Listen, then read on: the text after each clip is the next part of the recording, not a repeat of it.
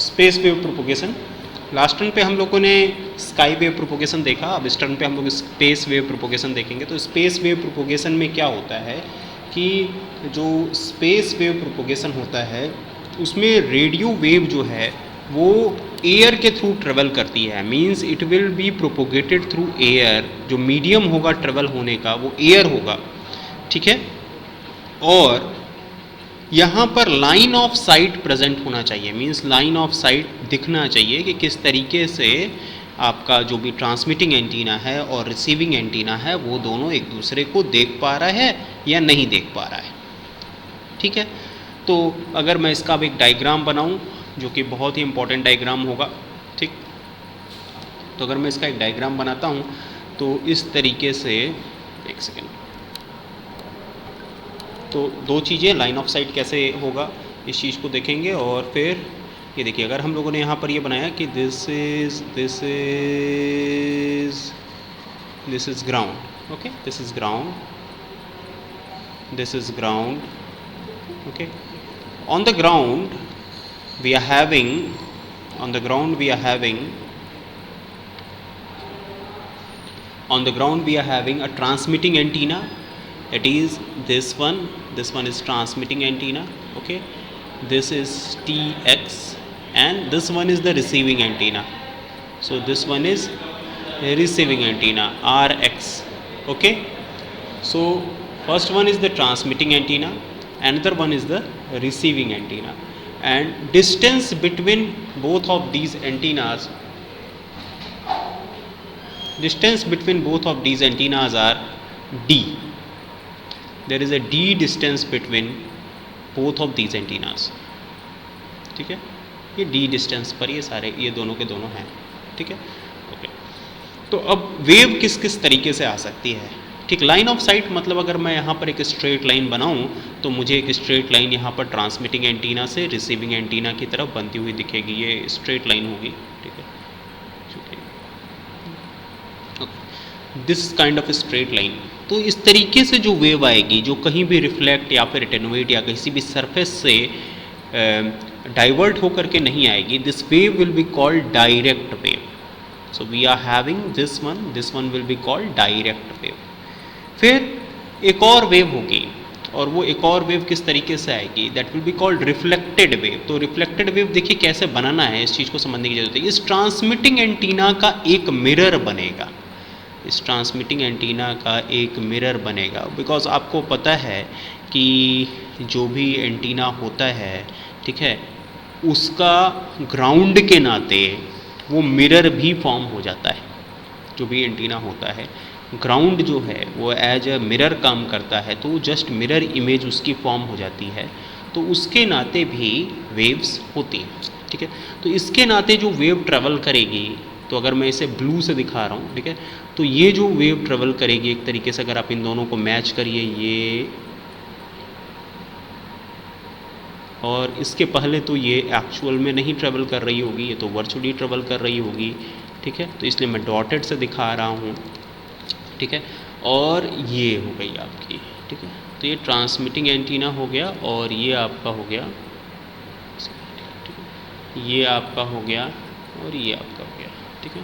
So now this one is HT, ये HT को represent कर रहा है, और ये आपका HR को रिप्रेजेंट कर रहा है। What is HT? HT is height of transmitting antenna and HR is height of receiving antenna.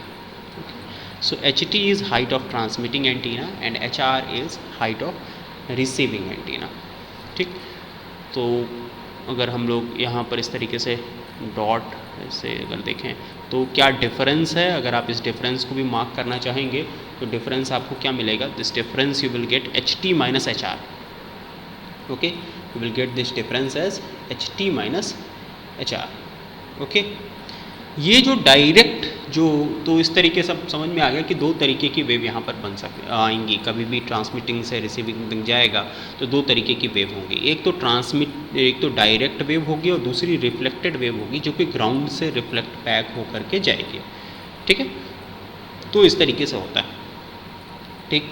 So means here dW is what? dW is direct wave, this will be called direct wave. Okay, and what is RW? RW is reflected wave. Reflected wave. Okay, so DW is direct wave and RW is reflected wave. Okay, now this particular distance जो कि direct wave के नाते आ रही है, we will call it as R1.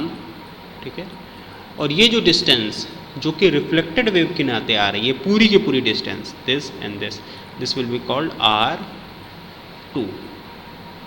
Okay, ये पूरी की पूरी डिस्टेंस जो होगी वो R2 होगी. अगर हम लोग इसे T से रिप्रेजेंट कर रहे हैं, we are representing it with R, this is O, this is A. Okay, और अगर आप इसको मिलाओगे ना, तो ये भी इस तरीके से मिलाओगे तो ये भी एक तरीके से आप देखिए इसके मिरर इमेज पर ही जाएगा एक तरीके से. ठीक है ना, तो इस तरीके से आप समझ सकते हो. ये T हो गया, ये A हो गया. ऐसा ही अगर आप चाहो तो इसे B भी लिख सकते हो. ठीक है, you can write it down as B. Okay, this one is T dash, this is mirror point, this one is R dash. तो समझने की बात यह है कि we are having a transmitting antenna of height HT, we are having a receiving antenna of height HR. Okay, जो HT और HR के नाते, ग्राउंड के नाते जो है एक मिरर भी फॉर्म होगा, तो उसके नाते आप यहाँ पर HT डैश और HR डैश लिख सकते हैं. सर क्लास ले रहे हैं. ठीक, HT डैश और HR डैश लिख सकते हैं. ठीक है, और फिर इसी तरीके से अगर आप देखिए तो R1 जो होती है, R1 is distance travelled through direct path and R2 is distance travelled through reflected path. Okay, and what is D? D is distance between transmitting antenna and receiving antenna. Okay, so this D is distance between transmitting antenna and receiving antenna. ठीक है, okay. सो अब अगर हम लोग देखें कि जो भी है मतलब R1 की वैल्यू क्या होगी.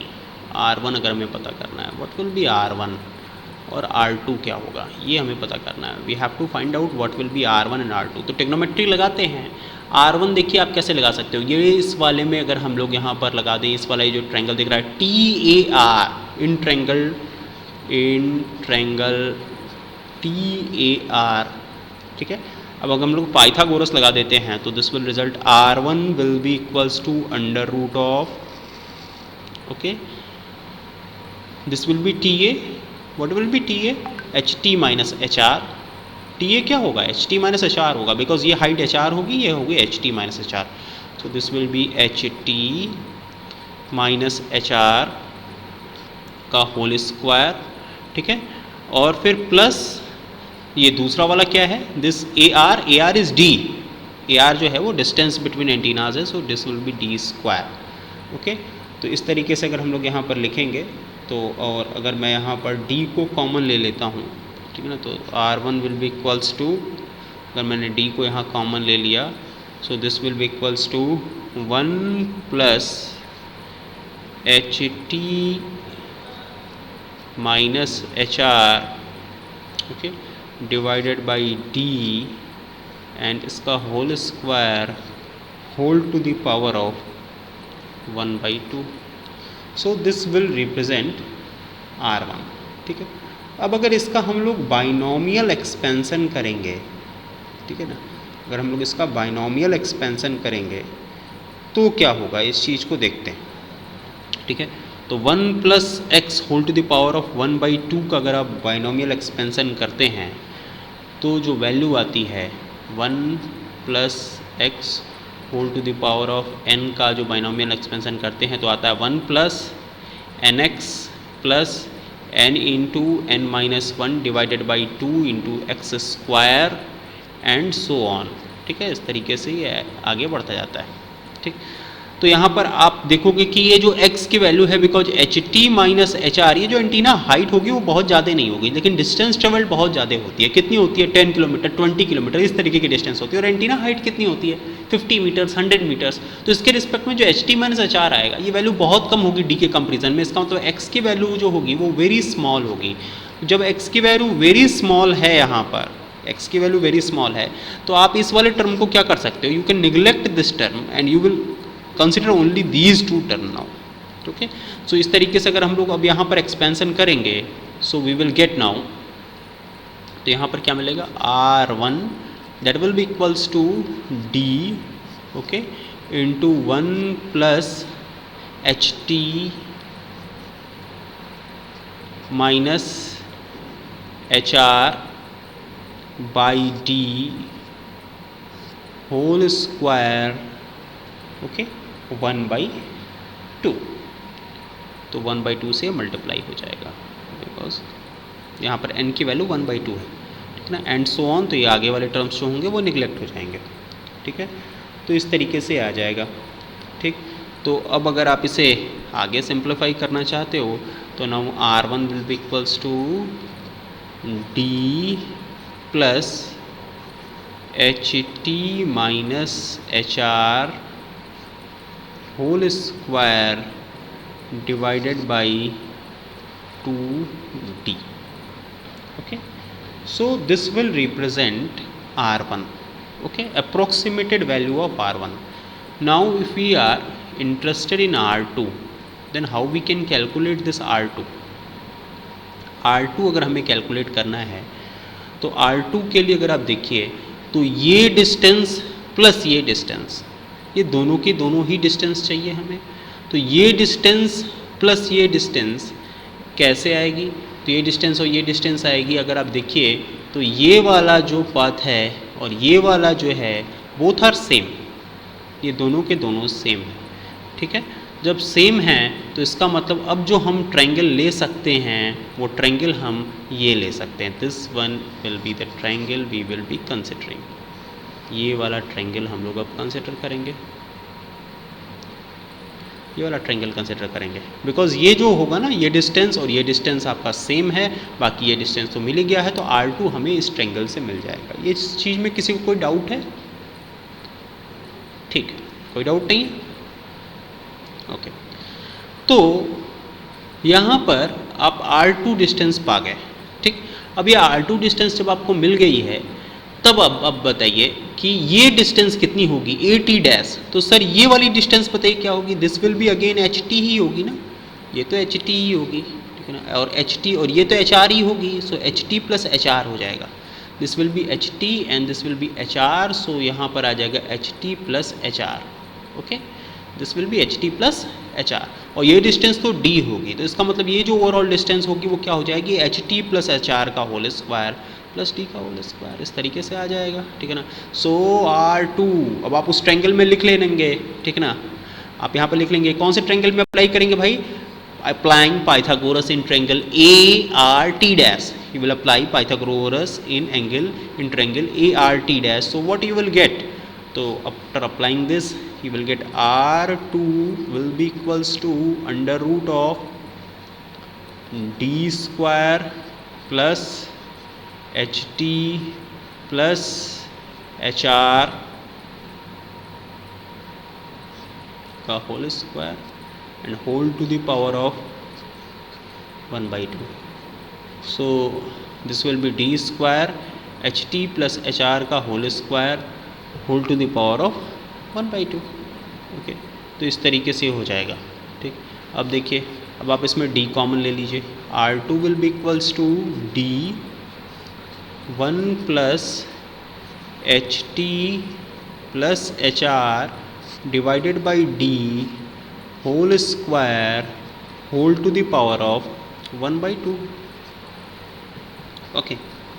सो इस तरीके से आप यहाँ पर R2 की डिस्टेंस को निकालें, फिर वही बाइनोमियल एक्सपेंशन करेंगे, ठीक है ना। और बाइनोमियल एक्सपेंशन जब करेंगे तो आपको पता है कि R2 की वैल्यू क्या आएगी? R2 will be equals to D into 1 plus this will be 1/2, ठीक है, H T plus H R divided by d whole square. Okay, so this will be R2 and R1 we have already calculated, बस HT minus HR आ गया है, ठीक है। तो R1 we have already calculated here और यहाँ पर जो आ गया है that is HT minus HR.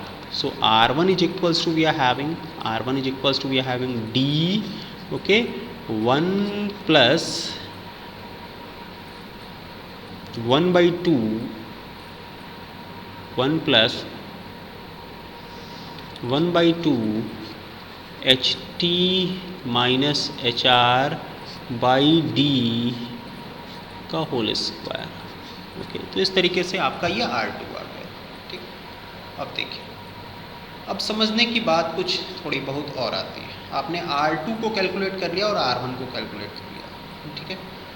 तो समझने की बात ये आती है कि आपको पता होगा कि कोई भी जब दो वेव अलग अलग डिस्टेंस ट्रेवल करती हैं तो उसके नाते उसके बीच में पाथ डिफरेंस आता है और उस पाथ डिफरेंस के नाते फेज डिफरेंस भी आता है, ठीक है। तो दो चीज़ें होती है, एक पाथ डिफरेंस होता है और फेज डिफरेंस होता है, ठीक है।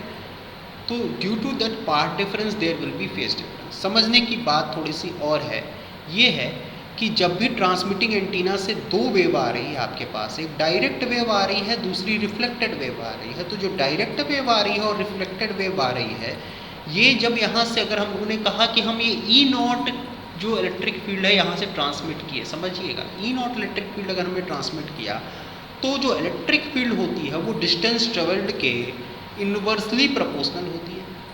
तो इन्वर्सली प्रोपोर्शनल होती है, इसका मतलब यहाँ पर जो आएगा वो ई नॉट बाई डी आएगा, ओके। यहाँ पर जो भी इलेक्ट्रोमैग्नेटिक वेव का जो रेडिएशन के बाद जो कुछ भी आएगा that will be E naught by D, okay.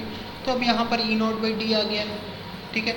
अब ये ई नॉट बाई डी आ गया है, आप इसे कर सकते हैं ई डैश भी कर सकते हैं, ठीक है। तो ये अलग अलग वेव के नाते आएगा, अलग अलग वेव के नाते आएगा। एक डायरेक्ट वेव के नाते आएगा और दूसरा आपका जो आएगा वो रिफ्लेक्टेड वेव के नाते आएगा, ठीक है।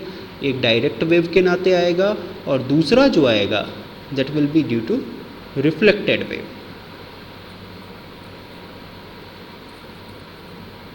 ठीक है। तो ये जो डायरेक्ट वेव के नाते आएगा और रिफ्लेक्टेड वेव के नाते आएगा, उसमें जो भी एंगल होगा वो चेंज होगा, मतलब उसका फेज जो होगा वो अलग अलग होगा, ठीक है। मतलब डायरेक्ट क्यों अलग अलग होगा, क्योंकि वो अलग अलग डिस्टेंस ट्रेवल किया हुआ है। हम लोगों ने ये पढ़ रखा है कि पाथ डिफरेंस और फेज डिफरेंस में क्या रिलेशनशिप होता है। तो जो पाथ डिफरेंस और फेज डिफरेंस में रिलेशनशिप होता है वो कुछ इस तरीके से होता है, phase difference that will be equal to 2 pi by lambda into path difference. So phase difference that will be equal to 2 pi by lambda into path difference. तो यहाँ से हम लोग phase difference निकाल सकते हैं और path difference निकाल सकते हैं, ठीक। तो phase difference जब हमारे पास आ जाएगा तो किसके किसके बीच का phase difference होगा, तो भाई path difference हमारा कैसे निकलेगा, path difference निकलेगा सर R2 माइनस R1 से, R2 माइनस R1 से। तो R2 माइनस R1 से हमारा क्या निकल जाएगा, पाथ डिफरेंस निकल जाएगा और इस पाथ डिफरेंस के नाते हमें फेज डिफरेंस मिलेगा, ठीक। तो अब देखते हैं ये R2 माइनस R1 क्या होगा, R2 माइनस R1। तो R2 माइनस R1 जब आप इसे सब्सट्रैक्ट करोगे तो ये सेम क्वांटिटीज़ हैं, ये पूरी की पूरी कैंसिल आउट हो जाएगी, डी वाला तो कैंसिल आउट हो जाएगा ना, इसमें कोई डाउट तो होगा नहीं किसी को, ठीक है। ये जो बचेगा वो क्या बचेगा, half of HT plus HR by D का whole square minus of half of HT minus HR by D का होल स्क्वायर, ठीक है। इस तरीके से बचेगा। तो अब इसका 1/2 डी स्क्वायर आपने कॉमन ले लिया, 1/2 डी स्क्वायर आपने कॉमन ले लिया, तो बताइए क्या बचेगा यहाँ पर, HT square plus HR square plus 2HT HR, okay. फिर माइनस ऑफ, ये माइनस हो जाएगा, HT स्क्वायर प्लस, फिर ये प्लस फिर से माइनस हो जाएगा, this plus will be converted into minus, okay. So फिर से यहाँ पर आ जाएगा H T square minus H R square, और फिर ये चूँकि माइनस आएगा ना, यहाँ पर माइनस आएगा तो माइनस माइनस प्लस हो जाएगा, सो this will become plus 2 H T H are. Okay, so all these terms will get cancelled out. जो यहाँ पर बचेगा वो क्या बचेगा, तो देखते हैं R2 minus R1 that will be equal to, अच्छा ये D से भी कैंसिल आउट हो गया, एक D अभी बाहर बचा हुआ है, ये D तो बाहर रहेगा ही ना मल्टीप्लिकेशन वाला, तो ये D जब यहाँ पर बाहर रहेगा तो यहाँ पर D मल्टीप्लाई होगा, तो ये क्या रिजल्ट करेगा, रिजल्ट करेगा 1/2D, ठीक है ना, and this will become 4 H T H are. So now this will become 2 H T H R by D. So this is the path difference between direct wave and reflected wave. Okay, this is the path difference between direct wave and reflected wave. So now if we want to calculate the phase difference, it will be theta, that will be given by 2 pi by lambda into path difference, that will be 2 of h t h r by d. Okay, so this will become what, this will become phase difference. Okay, so now we want to make a diagram and we want to calculate the net electric field. Why we want to calculate the net electric field? The reason behind this is we are having two kind of the waves, one is direct wave and another one is the reflected wave, and due to combination of this we have to find out the net electric field. What will be net electric field? Okay, so we have to calculate net electric field at the receiving point, at the receiver. तो net electric field में देखिए एक तो direct wave के नाते आएगा, direct wave के नाते देखिए ऐसे डायरेक्ट आ जाएगा, क्या आ जाएगा भाई, ये ई नॉट बाई डी आ जाएगा, this will be due to direct wave. Okay, अब देखिए अब इसके बाद जो रिफ्लेक्टेड वेव के नाते आएगा उसे समझना है। रिफ्लेक्टेड वेव के नाते जब भी इलेक्ट्रिक फील्ड ग्राउंड से रिफ्लेक्ट होकर के जाएगी, जब भी इलेक्ट्रिक फील्ड ग्राउंड से रिफ्लेक्ट होकर के जाएगी तो पॉजिटिव वैल्यू जो होगी इलेक्ट्रिक फील्ड की that will be converted to negative. Why it will be converted to negative? Since it is reflected back from ground, be clear about it. Okay, since it is reflected back from ground, so the positive value of what, electric field will be converted into negative value of electric field. So now we will have positive value of electric field have been converted into negative value of electric field. So and with this it will have a phase difference of theta. It will have a phase difference of theta, means we will have this kind of, okay, we will have this kind of the electric field, this kind of the field, and it will have the phase difference of theta. And here, okay, let's see, the intensity is same but in negative signs. So it is due to which one? It is due to reflected wave. And why this minus sign has occurred? This minus sign has occurred due to reflection from ground, and it is due to direct wave. Okay, it is due to direct wave and another one is due to reflected wave. Now we have to calculate the net electric field.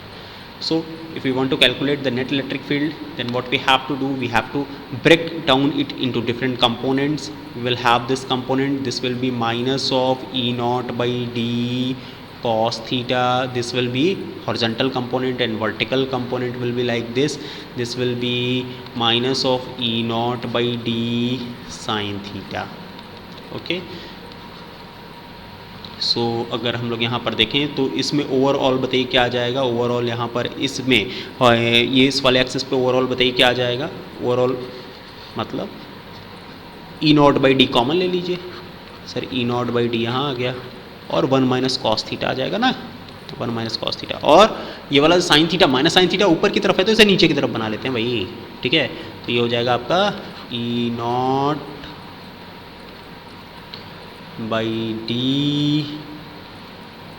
sin theta, and now this will result a net electric field.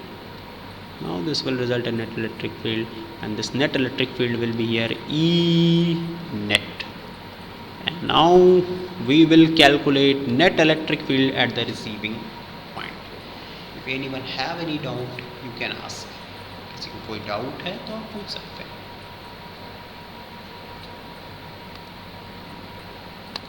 कोई doubt नहीं है किसी को? Okay. सो अब आपको net electric field पता करनी है, तो अब हम लोग यहाँ पर इसको कैलकुलेट करते हैं. E net that will be equal to how much, under root of E naught by D का whole square 1 minus cos theta का whole square plus E naught by D का होल स्क्वायर फिर sine square theta. Okay.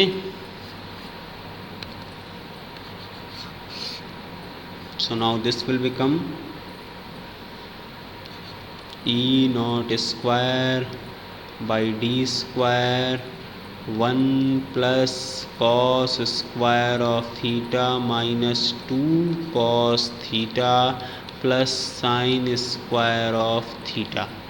Okay, so now this will become 2 and we will get here 2 into 1 minus cos theta.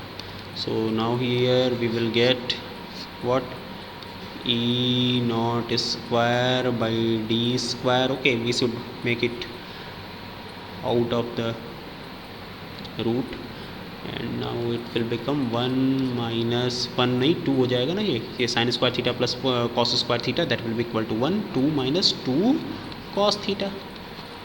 Okay, so now we can write it down as E naught by D, okay, under root of 2 into 1 minus cos theta.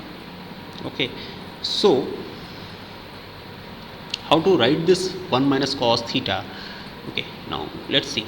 If we have written cos theta and considering it is as a 2 theta, what we can write it down here? We can write it down here 1 minus 2 sine square theta by 2. इस तरीके से लिखा जा सकता है कि नहीं, कोई दिक्कत इसमें? ठीक है, कॉस थीटा और थीटा बाई 2 मतलब cos 2a is equals to 1 minus 2 sine square A लिखते हैं, तो यहाँ थीटा को थीटा बाई 2 के फॉर्म में कन्वर्ट कर दिया है. तो इससे अगर हम लोग लिखेंगे तो 1 minus cos theta that will become 2 into sine square theta by 2 आ जाएगा. ठीक है ना. So now we can write it down as E naught by D under root of 2 into 2, excuse me, under root of 2 into 2 sin square theta by 2. So now this will result E net to be how much, 2 E naught by D sin theta by 2. Okay, so here theta will be equals to theta will be equal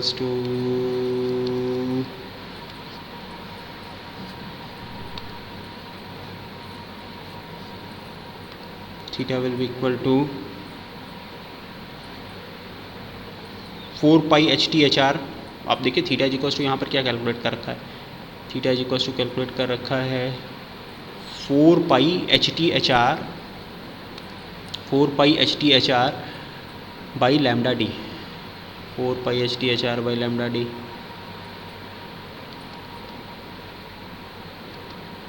So this will become 4 pi h t HR by lambda d. Okay, so now this will become E net will become 2 E naught by d sine of 2 pi HT HR by lambda d. Okay, so this is E net for receiving antenna. Okay, तो अब यहाँ पर अगर हम लोग देखें तो ये जो डी की वैल्यू होगी वो अपने आप में बहुत बड़ी होगी, D will be very large. तो हम लोग ये कहेंगे कि सर ये जो लैम्डा डी की वैल्यू है that is much much greater than H T H R. तो जब ये much much greater than H T H R है तो साइन थीटा, अगर थीटा की वैल्यू यहाँ पर हो जाएगी बहुत कम, if theta is very small, तो बिकॉज चूँकि ये बहुत बड़ा है, ठीक है ना, लैम्डा डी, तो ये थीटा की वैल्यू बहुत कम हो जाएगी, थीटा इज़ वेरी स्मॉल। तो जब थीटा इज़ वेरी स्मॉल तो sine theta can be written as very small, so sin theta can be written as theta. So now we can write it down as E net to be equal to how much? E net to be equal to 4 pi, okay, H T H R divided by lambda d square E naught, so this will be equals to E net. Okay, तो आप ये कह सकते हैं इसमें जो बड़े जो मेजर टेक अवेज हैं वो ये हैं कि जो रिसीविंग पॉइंट पर जो आपका इलेक्ट्रिक फील्ड होता है वो एच टी एच आर के डायरेक्टली प्रोपोर्शनल होता है और डी स्क्वायर के इनवर्सली प्रोपोर्शनल होता है, ठीक है। तो ऑब्जेक्टिव पॉइंट ऑफ व्यू से जो इम्पॉर्टेंट क्वेश्चंस बन सकते हैं वो ये बन सकते हैं कि in space wave propagation at the receiver side, ठीक है, what will B net electric field. तो जो नेट इलेक्ट्रिक फील्ड होगा वो 1/d के डायरेक्टली प्रोपोर्शनल होता है या 1/d स्क्वायर के डायरेक्टली प्रोपोर्शनल होता है। तो answer will be, it will be directly proportional to 1/d square. Okay, कोई डाउट है किसी को?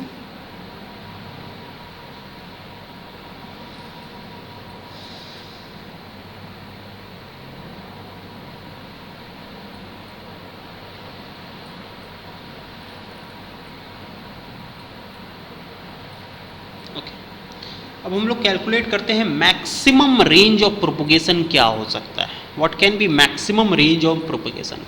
तो ये क्यों स्पेस वेव प्रोपोगेशन सब जगह यूज़ नहीं कर सकते हैं, तो उसका रीज़न ये है सर, ये अर्थ है और अर्थ जो है that is having a curvature, earth के पास अपना एक कर्वेचर है, ठीक है ना, और वो कर्वेचर के नाते अगर आप एंटीना एच टी यहाँ लगाते हैं और एच आर यहाँ लगाते हैं तो इसके नाते एक समय ऐसा आएगा कि ये जो वेव है वो जस्ट टच डाउन करते हुए ऐसे जाएगी, ठीक है। तो इसी नाते जो है हम लोग ये नहीं लगा सकते हैं कि भाई हम लोग ये नहीं कर सकते हैं कि ऐसा हो, ठीक है ना। तो ये देखिए ये हो गया आपका, और इस तरीके से ये हो गया आपका, ठीक है ना, and this will be center that is origin. ये क्या है, that is R, R is radius of earth. ये क्या है, this is also R, R is radius of earth. This is also R, R is radius of earth. This is HT, that is height of transmitting antenna. This is HR, that is height of receiving antenna, and this is earth. This is earth.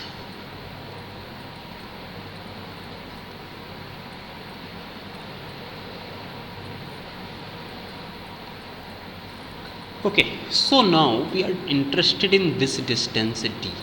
What will be this distance? This will be D, or we can say this will be R, that is maximum range through which space wave propagation is possible.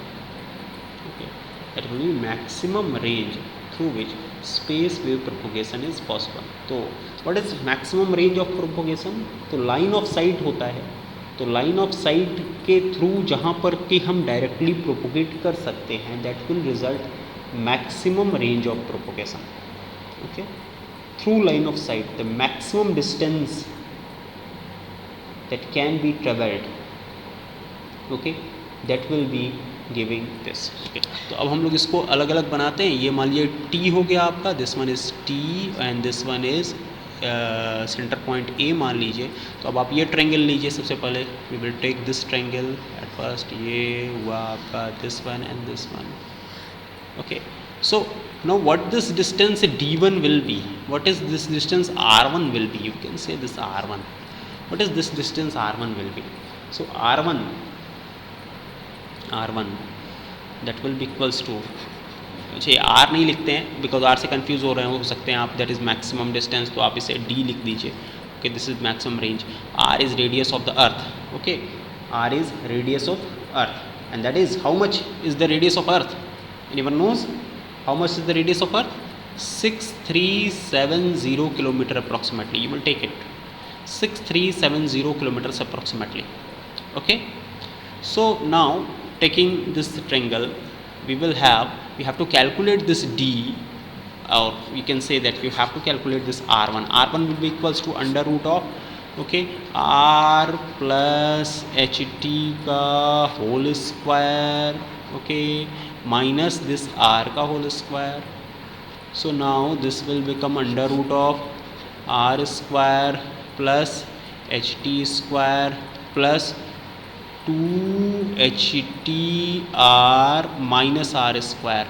So we will get this cancelled, okay, and we will get this r1 to be equal to under root of ht square plus 2htr.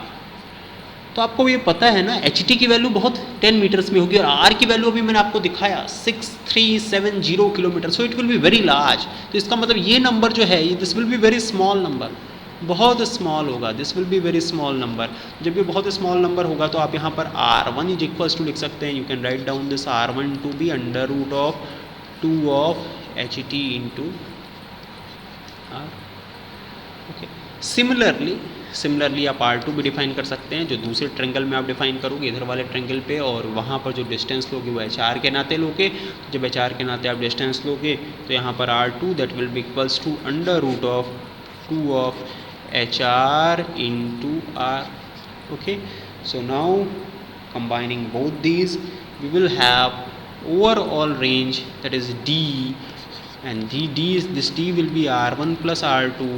So now this will be equal to how much? This will be equal to 4.12. okay, 4.12 under root of ht plus under root of hr in kilometer.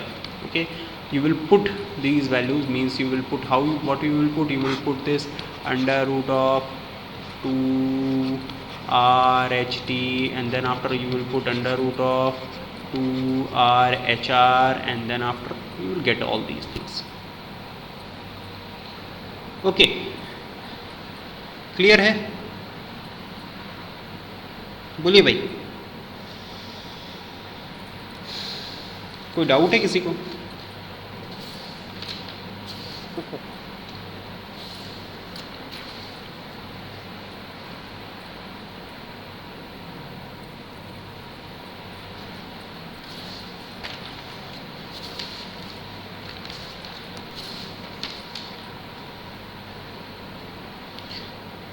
So within the PDF which I will share, it will have 10 numerical questions with it. You are suggested to go through it. Okay, so this was briefing about space wave propagation, and उसके बाद बचता है आपका ground wave propagation, और ground wave propagation के साथ साथ जो बचता है वो आपका बचता है Yagi Uda antenna and folded dipole antenna and long wire antenna. ठीक है, ये भी मैं आपको बता दूंगा. तो आज या तो इवनिंग में हम लोग इसकी सेकंड क्लास कर लेंगे जिसमें ground wave propagation, Yagi Uda antenna और फिर बाकी फोल्डेड डाइपोल एंटीनास को कवर करेंगे, या तो फिर बाद में इसको जो है कल कर लेंगे. ठीक है, थैंक यू.